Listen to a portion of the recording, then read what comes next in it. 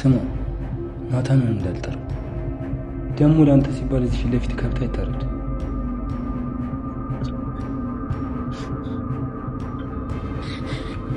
ስማ አፌን ከፍታለሁ ብትል በከብት ቦታ ልታረደው አንተ ነህ የምትሆነው። አንተ ነህ የምታረደው ከብትሽን። ደግሞ ከብት ሳይሆን አንበሳ የምታረደው። እሺ አንተ ትንሽዬ እባብ አንተ ስምሳይ አልነበርክም ማለት ነው። አብቻለሁ፣ በጣም አብቻለሁ።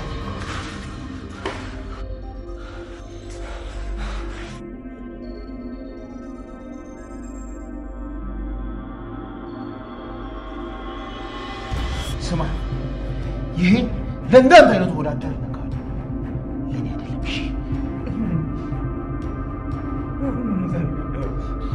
በመጣ አሁን እንኳን እንደ ትልቅ ውስጥ ተሰራ እዚህ ክፍል ከነ ቁልፍ የመጣው አምጣው። ትንሽዬ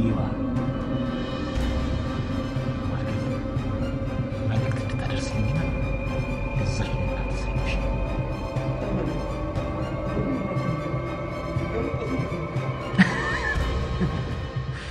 ስማ አሁን ላይ ትልቁ ነገር ናታን አይደለም፣ ይሄ ቁልፍ ነው። ይሄ ገባ ሚጢጢ እባብ እና ደግሞ ለአቶ ናይፍ አንድ መልእክት አደርስልኛለህ። እያንዳንዱን ነገር እኔ ወደማልደርስበት ቦታ ከኔ አርቀህ ደብቀዋል። እና ደግሞ የኔ ንግስት እንዴት ቤቴ እንደ ሐውልት እንደማስቀምጣት ለቤት ይዘጋጅ። ሰማይና ምድር ቦታ የተቀያየሩ እስኪመስለው ድረስ ሁሉም ነገር እንደምገለባብጥበት ንገረው።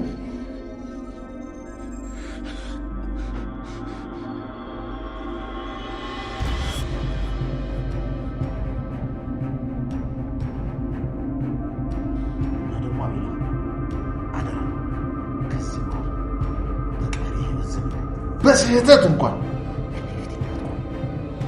አለበለዚያ ሁለቴ ሳላሰኑ ሰው ደፋ ልትወጣ ትችላለህ። ከየት ማሳደሩ ይገኛል። ይህን መነበትሽ ዋልገል ማድረስ ስላለብን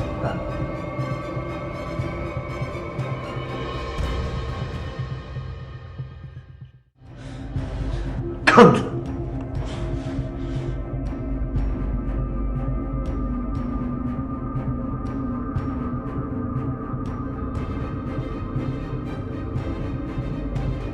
ያፌት ናታን ካገተበት እስር ቤት ውስጥ በስተመጨረሻ ሰዓት አምልጧል። ታዲያ አብሮት የነበረውን የራሱን ዘመድ ጭምር ትዕዛዝ ለናታን እንዲያስተላልፍለት ከነገረው በኋላ እያንዳንዱን የወሰደበትን ነገር መልሶ እንደሚነጥቀውና ኤፍራታ ያው መጀመሪያ እሱ እንዳገባትም ጭምር ታውቃላችሁ፣ ኤፍራታም መልሶ እንደሚወስድባት እንደ ሐውልት እዛ ቤት ውስጥ አብሯት እንደሚኖር ጭምር ዝቶበት ነበር ያመለጠው። ናታን ይህንን ጉድ ሲሰማ ምን የሚል ይመስላችኋል? ሌላው ናታን ከጽዮን ጋር ከብዙ ጊዜ በኋላ መልሰው ታርቀዋል። የተታረቁበትን ምክንያት ታውቃላችሁ። ጽዮን እያንዳንዳቸው እዛ ቤት ውስጥ ካለው ሰው ጋር አትግባባም። ከእያንዳንዳቸው ሰዎች ጋር ቂም ይዛለች። በዛ ላይ በዚህ በኩል ደግሞ ትክክለኛ ከገነት ጋር ፊት ለፊት ብዙ ጸብ ስላላቸው የገነት ልጅ በጣም አይወዳትም ነበረ። ያን ያህል በጣም ስለሚጠላት እንዴት እናቴን በዚህ መልኩ ታንቋሽሻለች ብሎ ለራሷ አንድ መድኃኒት ያዘጋጅላታል። ይህን ሲያዘጋጅ ግን በጣም ንዴት ውስጥ ስለነበረ ነበር ያንን ነገር ሊያደርግ የቻለው። በዚያን የመሃል ላይ አንድ የተፈጠረ ነገር ነበረ። ይህም የነበረው ጽዮን ይህን ሁሉ ነገር ስታደርግ በጣም ናታን የተናደደው መጥቶ አንገቷን ሲያንቃት ለምንድነው ይሄን ሁሉ ተንኮል የምትሰሪው? ይሄን ያህል ገነት ምን አደረገችሽ? እስከዛሬ ድረስ ዝም ብለንሻል። አሁን ግን ልገላግልሽ የሚችል ሰው ነኝ ብሎ ናታን ሲዝትባት፣ ጽዮን ግን እየተማጸነችው እየለመነችው ነበረ። ግደለኝ፣ ከዚህ መራራ ህይወት መሄድ እፈልጋለሁ። ይሄን ነገር ለኔ የምታደርግልኝ ከሆነ እውነት አሁን ገና ነው ጥሩ ውለታ ይዋልክልኝ ብላ ስትለምነው ነበረ፣ እንዲጨርሳት ማለት ነው። ጽዮን በዚህ መልኩ እሱን ስትለምነው እያየች ገነት በጣም ታዝናለች። ለምንድነው በራሷ ይሄን ያህል ጥላቻ ያላት? ራሷን ለማጥፋት ይሄን ያህል ጉዷ ምንድነው? ራሷ ላይ የደረሰ ስቃይ አለ ብላ ነገሩን ወደ ኋላ በረድ ታረጋዋለች። በመሃል ግን እየተከራከረች የነበረችው ጽዮን እሷን ይሄንን ነገር እንዳላደረገችና እዚህ ቤት ውስጥ መሃል ላይ የተፈጠረ ነገር ሊኖር ይችላል ራሳችሁ ድረሱበት ነው ያለችው። ጽዮን ማን እንዳደረገው መናገርም ባትፈልግ የምታውቀው ነገርም ስለሌለ እኔን ተወኝ ብላ ነበር ስትማጸን የነበረው። በመሃል ግን እያለቀሰች እንደሆነ ናታን ሲያውቅ ኤፍራታ ትረጋጋና እባክህ እንደዚህ እየሆነች ጥላሃት አትሂድ፣ ሄደህ የሆነ ነገር በላት ብለው ሄዳ አቅፎ ነገሩን ሊያበርድ ሲሞክር በመሃል ግን እሷ ጥላው ልትሄድ ስትል ጽ ብሎ ይጠራትና መታረቅ እንዳለባቸው ይነግራታል። ጽ ወዲያውኑ ነበረ ራሷን ተረጋግታ ያየችውና ለመታረቅ ወደሱ ሄዳ ስታቅፈው የነበረው። ናታን በዚህ በኩል የቤታቸውን ነገር ሙሉ ለሙሉ እያስተካከለ መጥቷል። ኤፍራታ ወደ ትክክለኛ ቤታቸው መመለስ ባትፈልግም ግን ከብዙ ጊዜ ቆይታ በኋላ ወደ ቤቷ ተመልሳ ነበረ። መሃል ላይ ግን የናታንን ትክክለኛ የጀርባውን ስራ የምታውቀው ነገር የለም። አሁን ድረስ መስሪያ ቤት እየሰራ እንደሚመጣና ቤት ውስጥ ብቻ ቁጭ እንደሚል ነው። ምንም ነገር እያደረገ እንደሆነ የምታውቀው ነገር የለም። ኤፍራታ የራሷን መንገድ ለማስተካከል ስትል ከማንም ሰው ጋር ጸብ የምትፈልግ ሴት አይደለችም። አሁንም ድጋሚ ህይወቷን ለማስተካከል እየሞከረች ነው። ነገር ግን እሷ ከናታን በላይ ተስፋ ስለቆረጠች ናታን ነበረ እሷን እያጽናናትና ድጋሚ የራሳቸውን እድል መሞከር እንዳለባቸው ጭምር ሲነግራት የነበረው። ኤፍራታ ግን እኔ እናንተ እድላችን አንድ አይነት አይደለም፣ አንድ ላይ መኖር የለብንም፣ እኛ ይሄንን ነገር ሊደርስብን የቻለው በዚህ መልኩ በደል ያለብን አብረን እንዳንኖር ስለተፈቀደልን ነው ብላ ለሱ ብታሳምነውም ግን ናታን ድጋሚ የራሱ የሆነ ምክንያቶችን እያቀረበ አሸንፏታል። ድጋሚ አንድ ቤት ውስጥ አብረው መኖር ጀምረዋል። ያፌት ግን በዚህ በኩል አምልጧል። ናታን ሲሰማ ምን ይመስላችኋል? ነገሩ እንዳለ ይበላሽበታል። ለኤፍራታ ለጽዮን የነገራቸው እንዳለ ያፌት ሞቷል፣ ከዚህ በኋላ አይመለስም ብሎ ነበር የነገራቸው። አሁን ከሌላ ሰው ይሄንን በህይወት እንዳለ ሲሰሙ ምን የሚያደርግ ይመስላችኋል? ያፌት መጀመሪያ እንዳመለጠ የመጀመሪያ ተግባሩ እሱን ሊያግዙት የሚችሉ ሰዎች ጋር እየደወለ የራሱ የሆነ መጠለያና መደበቂያ ቦታ እንዲመቻችለት ነው። ያኔ ታዲያ ራሱን ካረጋጋ በኋላና ብዙ ነገሮችን የሚያዘጋጅ ከሆነ ናታንን ድጋሚ ፊት ለፊቱ የሚጋፈጠው ይሆናል። እዛ በታገተበትና በታሰረበት ሰዓት ላይ እንደፈሪ ሆኖ እሱ ስር በጣም እንደፈራውና ያኔ የሚፈልገው የእህቱን ፎቶና ድምጽ ማየት ብቻ እንደሆነ ለናታን እየነገረው፣ ናታን በዛ ሰዓት የተዘናጋው ነገር ቢኖር ያፌት አብዷል፣ ለማምለጥ አይደለም ከዚህ በኋላ ምንም አይነት ሙከራ ማድረግ አይችልም ብሎ ነበር እንዲያስብ ያደረገው። ወርሃ ሐረግ ድራማ በምዕራፍ 2 ላይ የተቀላቀሉት አዲስ ቤተሰቦች እናውራ። ያ ሰውዬ ታውቁታላችሁ ሁላችሁም። ኤፍራታን በቅርብ በጣም እየተከታተላት ያለው ለምንድነው? ይሄን ያህል እየተከታተላት ያለው እዛ ላይ የሷን ፎቶ ይዞ እህቷ የደረሰችበትን ስታይ አይታችኋል። ከጀርባው ልጇ የሞተባት ብሎ ፎቶውን ይዞታል። ስለሷ ምን እያጣራና ምን ፈልጎ ነው ይሄን ያህል እሷን መቅረብ የፈልገው? በዛ ላይ አሁን ያለችዋን እህቱን ኤፍራታን እንድትቀርባት ወይንም ከዚህ በፊት ጽዮንን እንዲቀርባት ካደረገ በኋላ ጽዮን ጋር ምንም አይነት ምክንያት እንደሌለው ሲያውቅ እሷን ትታ ኤፍራታን ይበልጥ እንድትቀርባት እያደረገ መጥቷል። ከኤፍራታ ጋር እህቱ ከቀረበች በኋላ በቀላሉ መረጃዎችን ማግኘት እንደሚችል እንደሚያስብ ነው የሚያደርገው። ነገር ግን ያገባች እንደሆነ እያወቀ እሷ ጋር በተለየ መልኩ ሊቀርባት የፈለገው ለምንድን ነው? በዛ ላይ እንደተለመደው ወደዛ ቤት ሲገባ ገነትን ብቻ አግኝቷት ያኔ ገነት የነገረችው ነገር ቢኖር አዲስ መረጃ ነበረ። ናታንና ኤፍራታ እዛ ቤት ውስጥ እንደማይኖሩና ወደ ራሳቸው ቤት እንደተመለሱ ሲነገረው ለካ ይሄ የነሱ ቤት አይደለም ብሎ ተስፋ ይቆርጣል። ዛሬም ሳላያት ልገባ ነው ወይ ብሎ አስቡ። ከዚህም በኋላ ግን ድጋሚ ወደ ነዛ ቤተሰብ የሚገባበት ሌላ ምንም አይነት አማራጭ አይኖረውም። ያኔ እንዳጋጣሚ ሆኖ ወደዚህኛው ቤት ሊገባ የቻለው ያው እግሩ ስለተሰበረና ናታን ደግሞ እግሩ ተመቷል ብሎ ስላሰበለት ወደ ቤቱ ይዞት ገብቶ እንዲሻለው ካደረገው በኋላ ያኔ ተመልሶ ወደ ራሱ ቤት ሄዷል። ነገር ግን ያ ምክንያት ቅርበት አድርሶብናል ብሎ ስለሚያስብ በተደጋጋሚ ወደዛ ቤት ውስጥ መመላለስ ይፈልጋል። ዋነኛ ምክንያቱ ግን ኤፍራታ ሆና ተገኝታለች። ወደ አዲሱ ቤታቸው ግን አፈላልጎ የመሄድ ሐሳቡም የለውም። ምክንያቱም እያሰበ ያለው ነገር ወዲያውኑ ስለሚነቃበት ያንን ነገር ማድረግ ስለማይፈልግ በእህቱ በኩል እንድትቀርባት ለማድረግ አንድ ብሎ ጀምሮበታል ማለት ነው። ገነትና ጽዮን የሁለቱ ነገር አሳስቧቸዋል። ጽዮንን ግን የሆነ ሰዓት ላይ አመናጭቆ ሲወስዳትና ወዴት እንደወሰዳት የታወቀ ነገር የለም። ከዛም በኋላ ምን ይፈጠር ምንም ነገር የሚታወቅ ነገር የለም። ጽዮን በስተመጨረሻ ሰዓት ላይ በስተትም ቢሆን ያኔ ዳግም የሰጣትን አንድ ውሃ ልትጠጣው ከጫፍ ደርሳለች። ዳግም ደግሞ ከቆየም በኋላ ቢሆን ነገሩን በጣም ስለከነከነው ይህን ነገር ማድረግ አልነበረብኝም ለካ ምናልባት እውነትም እሷ አድርገው ባይሆንስ ብሎ ያኔ ቀድማ እንዳትጠጣው እየሰጋ ነበር በሰዓቱ። ሄዶ ሊያድናት ይችል ይሆን ወይንስ ከረፈደ ሊደርስ ይችላል? ሲሆን በሁሉም አቅጣጫ እየደረሰባት ያለው በደል በጣም አስከፊ ሆኖባታል። እነሱ አስበውትም ሳይሆን ነገሩ እሷ ነች ጥፋተኛ ብለው ስለሚያስቡ ነው ይሄንን ነገር እያደረሱባት ያሉት። ናታንም ቢሆን ከዚህ በፊት የሚያመናጭቃት ብዙ ነገሮች አድርሰውብናል። በዛ ላይ ከሱ ይልቅ ያፌትን አረመኔውን እየወደደችው ስለመጣና ወንድሜን ለምን ነጠቀኝ ብላ ስላኮረፈችው በዚህ በጣም ተናዷል።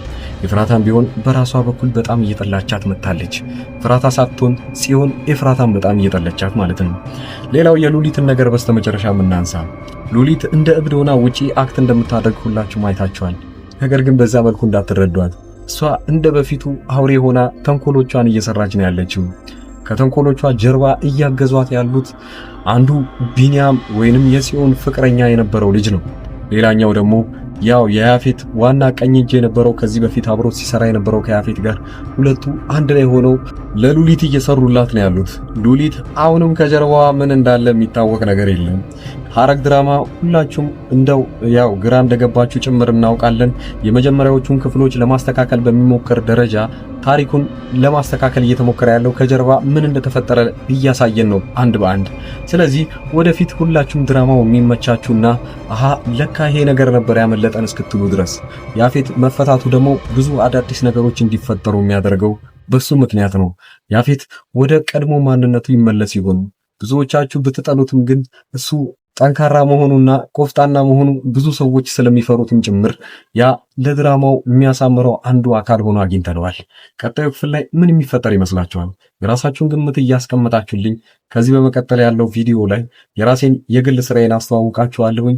እናንተ እዛው ውጪ ሀገር ሆናችሁ ማንኛውንም ዕቃ ብታዙኝ እኔ ለቤተሰቦቻችሁ ከአዲስ አበባ ሆኜ ማድረስ እችላለሁኝ። ሰፋ ያለ መረጃ ይዟል። በደንብ ይዩት። እዚህ አጠገቤ የምታዩቸውን ዕቃዎች እንዳለ እዚሁ አዲስ አበባ ውስጥ ሆኜ ወደ ተለያዩ ሰዎች በትዕዛዝ የማደርሳቸው ዕቃዎች ናቸው እና በእነዚህ ዕቃዎች ላይ ማንኛውንም ወይንም ዋጋ እናንተ ለቤተሰቦቻችሁ ወይንም ለማንኛውም ሰው ለማዘዝ ከፈለጋችሁ እኔን በቴሌግራም በዋትስአፕ እና በኢሞ ማውራት ትችላላችሁ። እንደምታዩቸው የተለያዩ ስልኮችና የዋይፋይ ዕቃዎች፣ ታብሌቶች ለልጅ የሚሆኑ እነዚህ የተለያዩ ቦታ ሀገር ሆናችሁ እናንተ እያዘዛችሁ እዚህ ለቤተሰቦቻችሁ መላክ ይችላል። ከኤሌክትሮኒክስ ዕቃዎች ውጪ ያሉትን ዕቃዎችንም እኔ ጋር ማግኘት ትችላላችሁ። እነሱም በእርግጥ ራሴ ባልሸጣቸውም ዋጋውን የተለያዩ ከሚሸጡ ሰዎች ጋር ወይም መርካቶ አጠገቤ ስለሆነ እዛ ያለውን ዋጋ እያጣራው ለእናንተ መላክ እችላለሁኝ ማለት ነው። ከዚህ በቀደም እንደሚታወቀው በትልቁ ቻናሌ ላይ እነዚህን ዕቃዎች ሳደርስ ለብዙ ሰዎች ሳደርስና ብዙ ሰዎችም ሲያዙኝ ነበሩ። አብዛኛው ጊዜ ሰው እያዘዘኝ የነበረው የተለያዩ ስልኮችን ነበረ። እነዛንም ስልኮች አዲስ አበባ ውስጥ በአንድ ቀን እያደረስኩኝ ነው። ከአዲስ አበባ ውጪ ለሚገኙ ሰዎች ግን 2 እና 3 ሰዎች አንድ ላይ ወደዛ አካባቢ አቅጣጫ ሲያዙ ወዲያውኑ አደርስ ነበረ። ይህም የአንድ ሳምንት ጊዜ ብቻ ነው የሚወስደው። ይሄ ስራ አብዛኛውን ጊዜ እናንተን የሚያስፈራችሁ ታማኝነት ምን ያህል ነው የሚለው ነገር ነው። ያንን ደግሞ ማረጋገጥላችሁ ከዚህ ቀደም የላኩላቸው ሰዎች አብዛኛው በኢሞ እየመጡ የነበሩትን ልጆች ማንኛቸውንም እነሱን ማናገር ትችላላችሁ። እንደዛውም ደግሞ አንዳንዶቹ ለእምነት ብለው አንዴ ትንሽ ዕቃ ያዙና ያንን እንዳደረስኩላቸው ሲያውቁ በዚህ መልኩ ሌላዎችንም ዕቃዎች ማዘዝ ይችላሉ። የአበሻ ቀሚስ እና የተለያዩ ልብሶችም አሁን ትምህርት ሊጀምር አካባቢ የነበረ ጊዜ ደግሞ ቦርሳና ደብተሮች ብዙ ሰው አዘውኛል። ከልብ አመሰግናለሁ። ሌላው በዚሁ አጋጣሚ እናንተም የምትፈልጉት ዕቃ ካለና እንዳደርስላችሁ መልእክት ሊሆን ይችላል። ማንኛውንም ዕቃ የቤት ዕቃ ሊሆን ይችላል፣ ልብሶች እና የተለያዩ ፈርኒቸር ዕቃዎችም እንደዚሁ እያደረስኩ እገኛለሁ። ዋጋ ብቻ ማወቅም ከፈለጋችሁ እኔን ማናገር ትችላላችሁ። ለማንኛውም እስኪ ዋይፋዎቹን ላከልኝና ልባጣቸውን የምፈልገው ማለት ነው። ሰግናለሁ። በጣም አሪፍ ነው።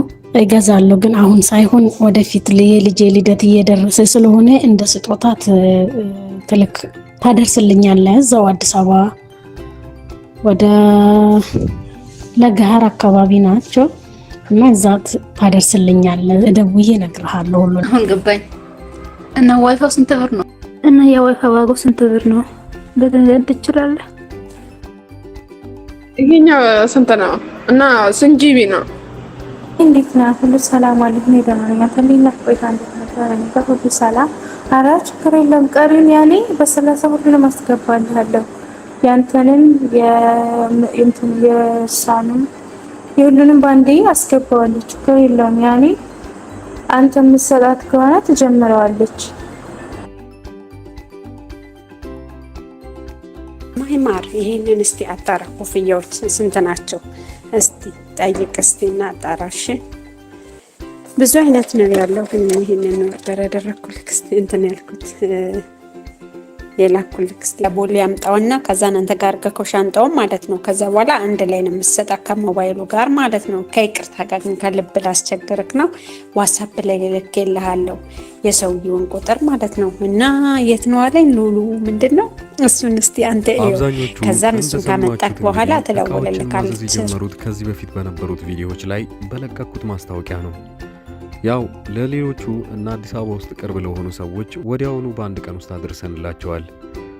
እናም የተለያዩም ሰዎች አሁን ላይ ትክክለኛ እኔ እንደምሰራ ለማወቅ የመጡና እናም በቀጣይ ደሞዛቸው ወይንም በሌላ ጊዜ እቃ ሲፈልጉ ከኛ ማዘዝ እንደሚችሉ አረጋግጠው ሄደዋል። ያንን ብቻ ለማወቅ ብቻ ሳይሆን የተለያዩ እቃዎችን ዋጋቸው ምን ያህል ነው ወይንም እናንተ ካላችሁበት ሱቅ ወይንም እናንተ ካላችሁበት ሰፈር ጋር ዋጋውን ምን ያህል ቅናሽ ነው የሚለውን ካያችሁ እቃውን ወዲያውኑ ማዘዝ ትችላላችሁ። በክፍለ ሀገር ያላችሁና የተለያየ ቦታ ለምትኖሩ ለምሳሌ ወደ ወላይታ አካባቢ ብዙ ሰዎች እቃ እንዳዘዛችሁኝና አንድ ላይ ልልክላችሁ አንድ ሳምንት ጊዜ ጠይቂያችሁ ነበረ። ያም ሆነም ወደ ራቅ ወዳሉ ቦታዎች ላይ እቃ የምንልከው 3 እና 4 ሰዎች ስትሆኑ ነው። እቃውን ወዲያውኑ አንድ ላይ የምናደርስላችሁ ይሆናል። ለጊዜው ግን አዲስ አበባ ውስጥ ለሆናችሁ ዋና ዋና የሚባሉ ወደ ባህር ዳር፣ ወደ ጎንደርና ወደ ባህር ዳር ሌላው መስመር በሚገኙ ቦታዎች አንድ ላይ እቃዎችን እንልካለን። እናንተ ብቻ በተለመደው መልኩ ከኛ ምንም አይነት መረጃ ማግኘት ስለምትችሉ በዚህ ሁኔታ ላይ መጠየቅም ትችላላችሁ። በቴሌግራም በዋትስአፕ እና በኢሞ እዚህ ፊት ለፊት ላይ የምታዩት ቁጥር በዚህ እኔን ማናገር ትችላላችሁ። መልካም ጊዜ።